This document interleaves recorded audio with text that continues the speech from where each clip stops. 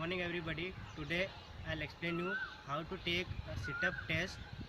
So first I'll explain you the objective, and the objective is to measure the muscular strength and endurance of your abdominal muscle, assist with external obliques and internal obliques. Now I'll show you the procedure. I'll show you the demonstration. First, lie on the floor.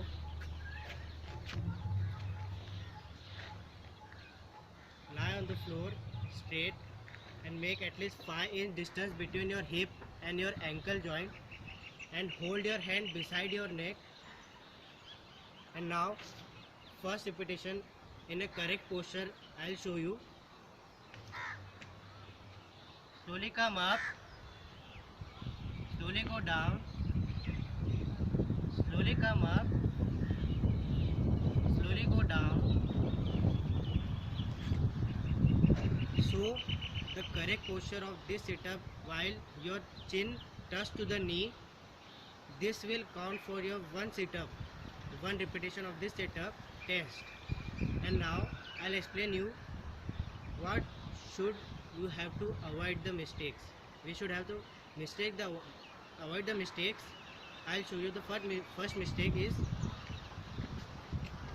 the first mistake we should have to avoid is to make a huge difference between your hip and your ankle.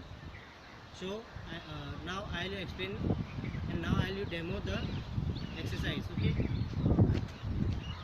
slowly come up, slowly go down, slowly come up, slowly go down.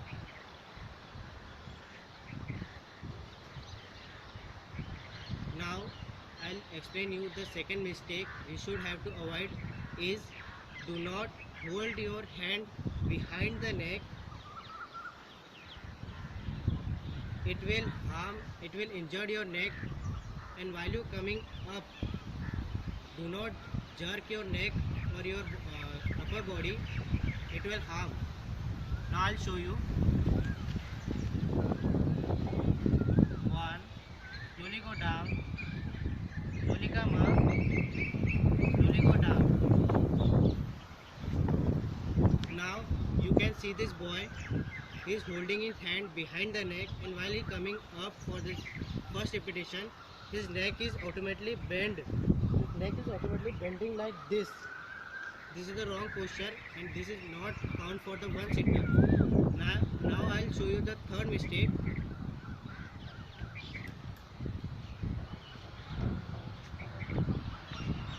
This is the vertical view of that mistake. Slowly come up, slowly come up. See, the boy holds his hand behind the neck. This is the wrong posture. Slowly go down.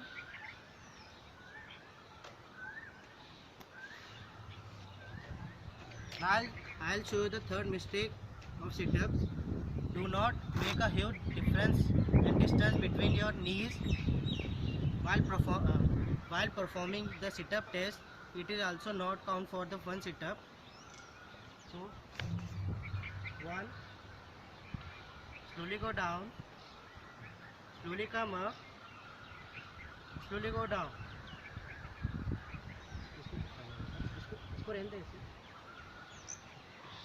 Now, the fourth mistake we should have to avoid, do not make knees together. This is also not count for your one sit-up and one repetition of your sit-up test.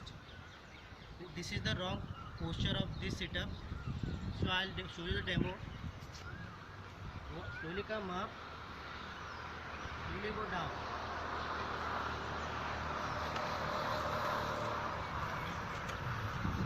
Now I'll explain you the fourth and the last mistake we should have to avoid in this sit-up test.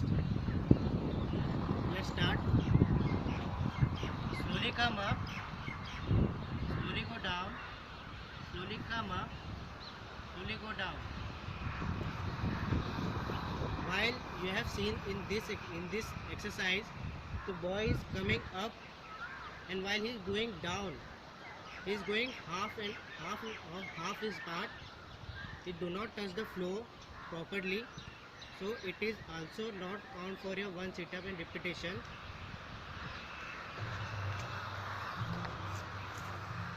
And the main advantages and benefit of this exercise, it will make a development in your abdominal muscles.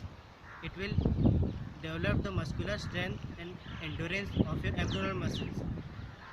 And the norms is about, if you organize a 1 minute sit-up test, the norms will be considered as, if a person whose age is 20 to 29, between 20 to 29, he performing 1 minute sit-ups.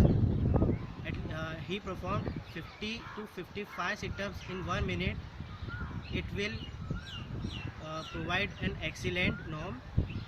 And while he performed at least 40 to 45 sit-ups in 1 minute, it will be count for good norms. So, and it will he will perform at least 25 to 35 sit-ups in 1 minute. It will count for the average. And while he perform 15 to 25 sit-ups, it will count for the poor. And while he perform 5 to 10 sit-ups in 1 minute, it will count for the very poor norms. So thank you, and thank you very much.